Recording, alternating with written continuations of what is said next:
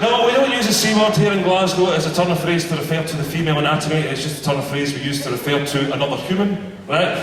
I'll give you an example of this. When I was busing in Glasgow, there was 9 of us trying to get off the bus. There was 4 little Neds, chavs, scallies, call them what you will. They were trying to get on the bus. They'd been a pain in the arse. They were talking the Glasgow Cantonese. Alright, alright.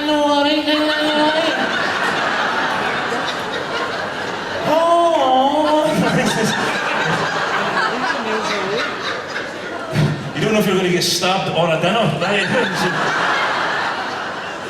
But the bus driver figure of authority is, he takes charge of the whole situation, he sorts it out, he's like, ho, wait a minute, there's cunts trying to get off here, right?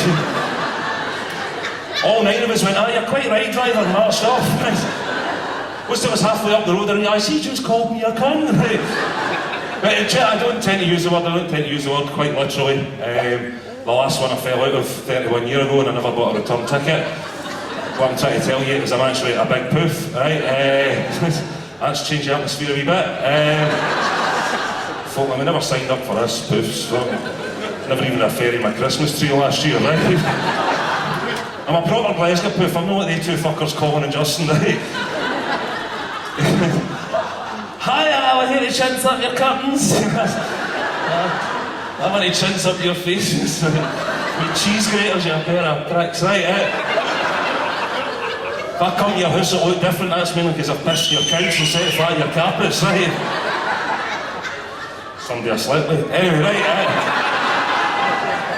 do you remember that? Anyway, right, so I took my watch off this time, and it's just... that's just a wee fisting joke, sorry. I know what you think. How do you get a hand that size up there? I learned a thing at school, 1 finger, 1 thumb, keep moving. Right, so...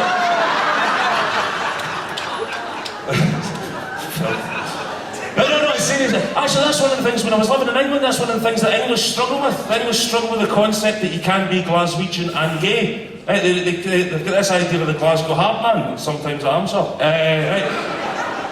I mean, it's always a say, sorry fella, you know, it's Glaswegian, is it? Glaswegian?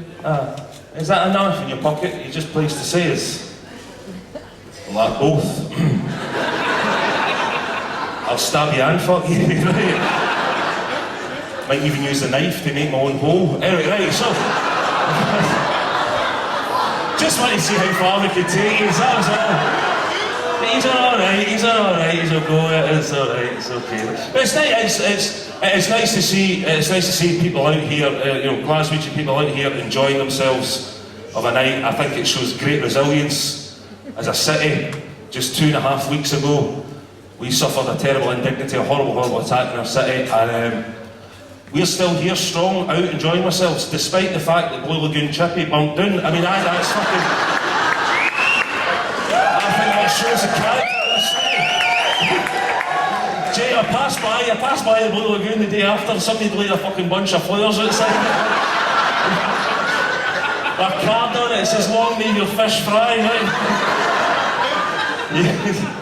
You can fucking take away my airport, but you'll never take away my fucking fish and chips, But it's good to see people out enjoying themselves. The last time I seen such a big group of people out enjoying themselves and having a fucking cracking time, I was up at Rock Ness, you know, the music festival, no Rock Ness, yes.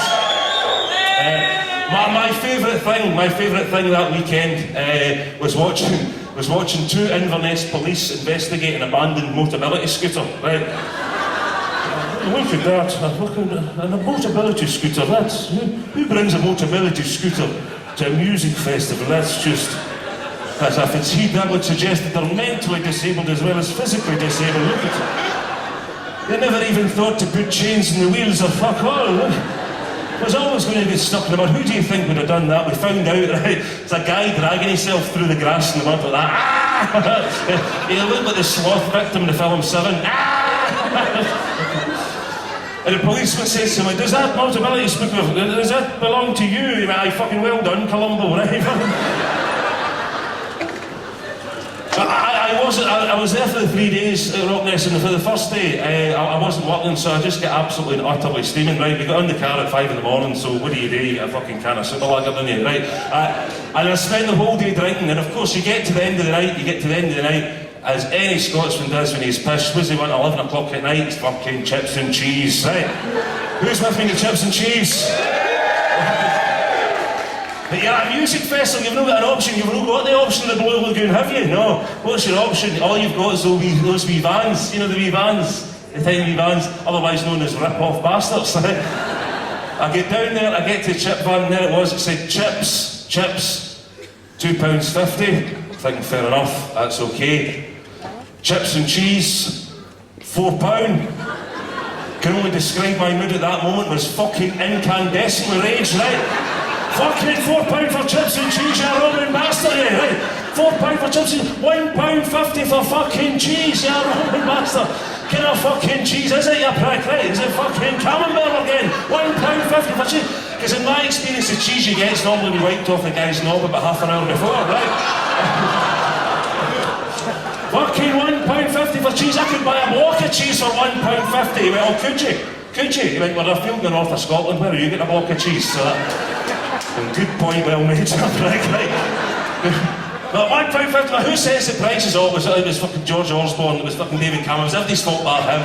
Yeah, Robin Bassett, £1.50 for cheese. I went, that's ridiculous. He went, pal, you can fucking chill out. And very easy solution is, you don't have to have the fucking cheese. Just have the chips. That's another good point, well made, you fucking right. Fair enough. So I'm counting out £2.50 exact. He's preparing the chips, he hands it to me, I give him the £2.50. And then I spot the flaw in his business plan. Because there sat on the counter is the big tub with the cheese in it. And I scoop, and I'm fucking helping myself. I'm suddenly Che Guevara, I'm a social revolutionary at this point, right? Fucking tons of cheese. Didn't even want that much cheese, but I was fucking taking advantage. Just kept on heating it on and heating it on. You couldn't see a chip in this fucking box at this point, right? He turned around and he seen what I'm doing. He went, what are you doing? I went, I'm freeing the cheese, right? But you look at that, when that's theft. I went, look at your price list, that's fucking theft, right? He went, I'm calling the police. I went, oh, you're calling the police, are you? You're calling the police? Oh, very good. I went, here we are, the Rock Nest Music Festival. There are 14-year-olds out their tits and MDMA getting fingered by perfect strangers up that fucking hill. I think the police are interested in the Rock Nest cheese thief, are they? Shove it!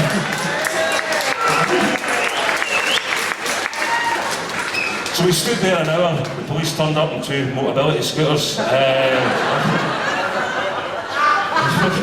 Thank you.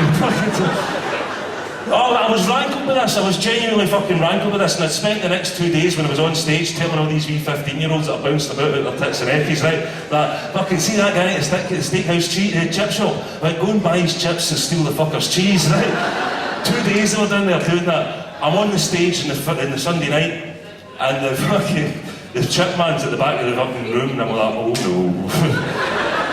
I'm going to get my boss for fucking earrings here, right? He came up to me, he went, big man, have you been taking the piss all weekend? What do you mean? What do you mean? He went, have you been telling people to fucking buy my chips and steal my cheese? Aye, I have, and I hope it's fucking bankrupted you, right? I hope it's bankrupted you. He went, can I shake your hand? I sold 35% of your chips this year. Yeah. Your man always wins. Anyway, I'm going to go in about 2 minutes, sirs. I'm going to go in 2 minutes, but I would just like you to know, and I'll be political note, that you do know what our government are lying to us all. Do we know this? Yes, do we know this? I think one of the worst cases of our government lying to us this year was, don't know if you've seen earlier on,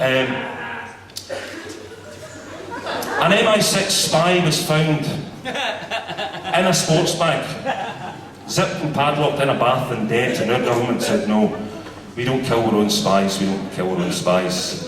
Their explanation in court for that was a kinky gay sex party. I've been to kinky gay sex parties, right? I have seen men in fully functioning podiatrist chairs upside down getting crystal meth injected up their hole. I have seen men in chest-high set of waders, right? With a man in a set of ladders pissing into them. Now that is a kinky gay sex party. But nobody ended up zipped and fucking padlocked in a sports bag and fucking dead, right? How kinky do you want to get? As a homosexual man, I'll tell you, if you can find a man that's that bendy and flexible, you can fold him up in a sports bag. There is no way you're padlocking that fucking bag. You just leave his arse hanging out there for use. Anyway, this was much fun. I've had my clothes on this week. I've been Scott. Thank you very much.